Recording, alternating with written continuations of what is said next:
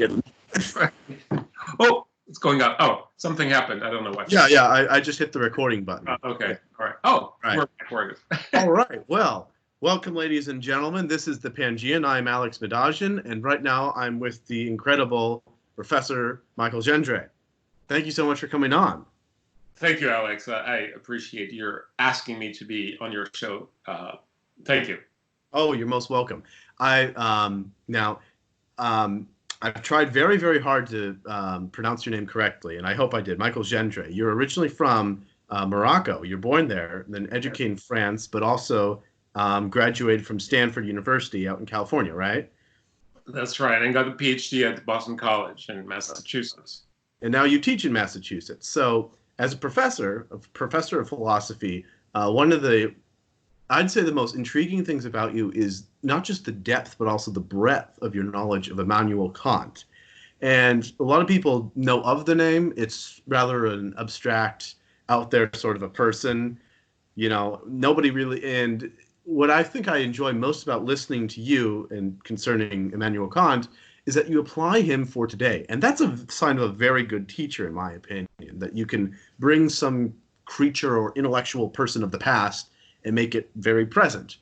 And just as you've done for me, I'd love for you to do for the listeners to this program.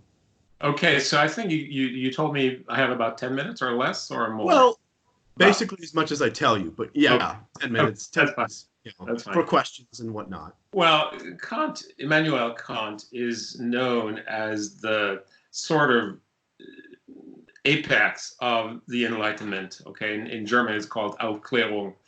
In French, it's les lumières, the lights. Now, he wrote at the time of just before the French Revolution and at the time of the Revolution, but he died before the empire sort of kicked in.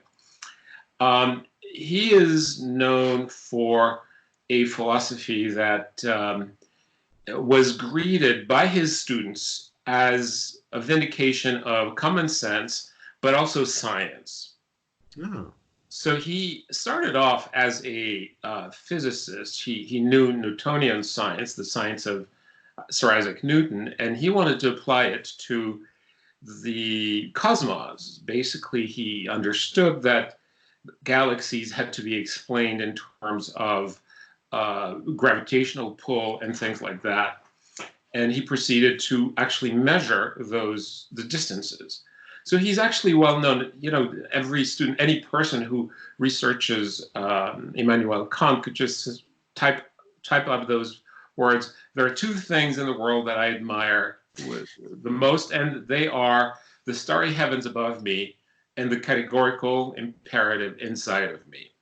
Mm-hmm. So he's obviously somebody who had measured these astronomical distances beyond the solar system, and who'd figured out the enormity of our galaxy. And then, of course, he knew that there were other galaxies than the Milky Way. So this really opens up onto a world of science, obviously short of the current understanding of the universe. But also, it makes you realize that he was someone fundamentally interested in the ideas of freedom and the ideas of the moral law, essentially what he called the categorical imperative, which is the golden rule. So are you crediting him with the golden rule rather than Jesus, or?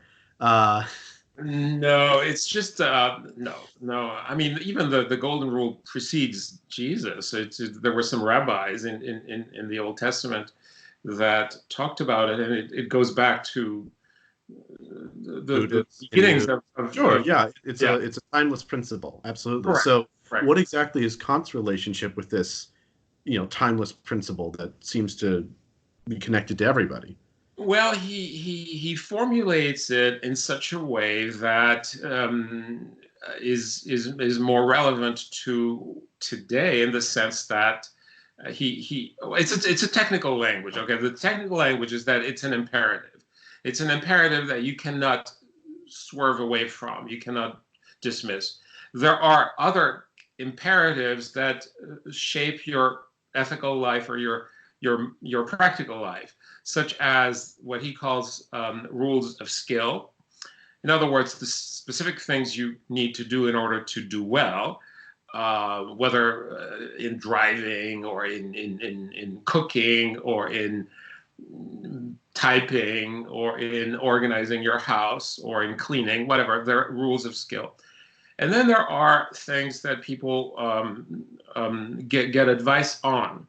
And these are counsels of prudence. So whenever there is a difficult situation, you look for a counsel, a sort of advice that will make your life better. Now, these are fluctuating in the sense that you can cook different things. You can cook a thing in different ways and still have something fine.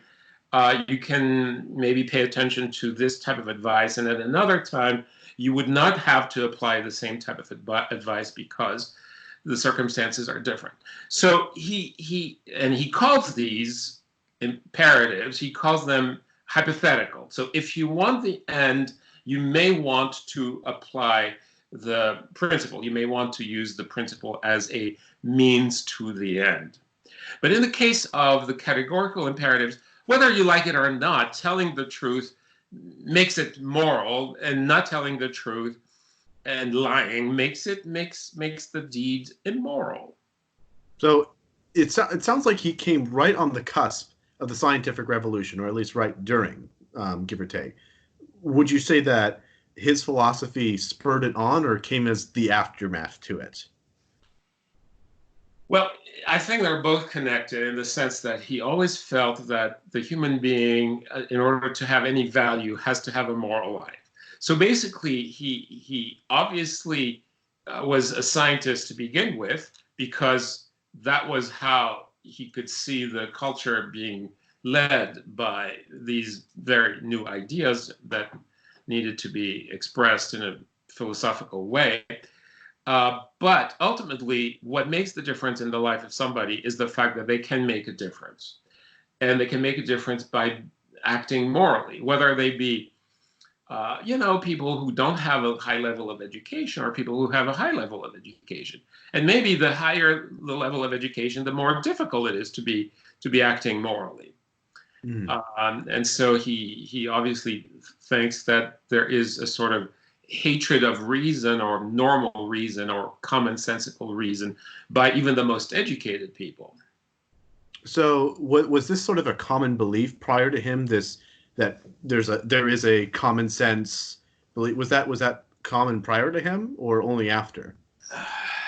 I think that the average person generally senses that philosophy is a great thing, but it can lead people into a jargon type of thing. And so he wanted to bring back philosophy to speaking about the real issues. Ultimately, the highest issue is a moral life. I mean, he says this repeatedly, that the moral life. So there are three questions that he thinks are fundamental. What can I know? What ought I do? And what can I hope for? The what can I know, it's obviously taken care of by this. Say it again, please. Oh, how did he go about answering those questions?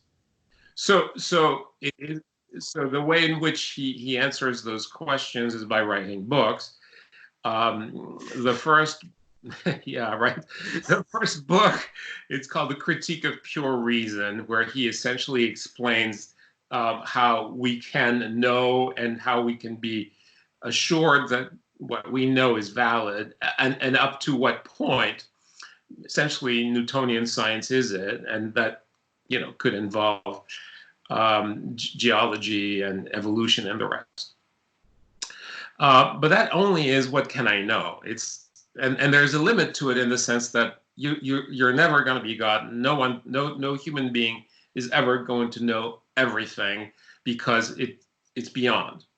Now, we can think of God, we can think of the soul of a human being, we can think of the totality of all causes adding up to causality for all things, but we can also think of the opposite, which is that freedom exists and makes a huge difference. In other words, we cannot exclude the idea of freedom as the initiating factor in causing completely new events through our own agency.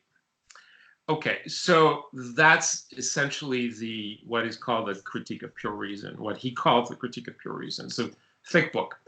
But then the second question is, what ought I do? What should I do? And what I should do is be clear as to, like telling the truth, whether people like it or not, or returning money I borrowed, whether I'm going to be ultimately sacrificing maybe some really important things by returning the money. So the general honesty and trustworthiness and respect that I owe myself for doing these things is what he calls part of the entire package of moral life. Again, this is a categorical imperative that is different from those imperatives that are rules of skill or counsels of prudence. And the third one is, he says, look, I want to make room for faith and hope. And faith and hope are obviously things that prepare you for, the type of life you will have lived, and the type of hope you may have for, continuing on in an afterlife, if there is an afterlife. So hope is also a factor in his philosophy, because again, there are three major questions: what can I know, what ought I do, and what can I hope for? I love that summarization. That was beautiful. Unfortunately, though, our time is drawing to an end for this particular episode. You'll have to catch us later if you want to hear more from Dr. Gendre. But I'm very grateful I could hear you. Please make sure, if you can, check out his book, Aligning Values in Politics. He's the co-author along with Nicolas Sanchez. I really enjoyed it, and I do recommend it to all. This is the Pangean, and thank you so much for watching, everyone.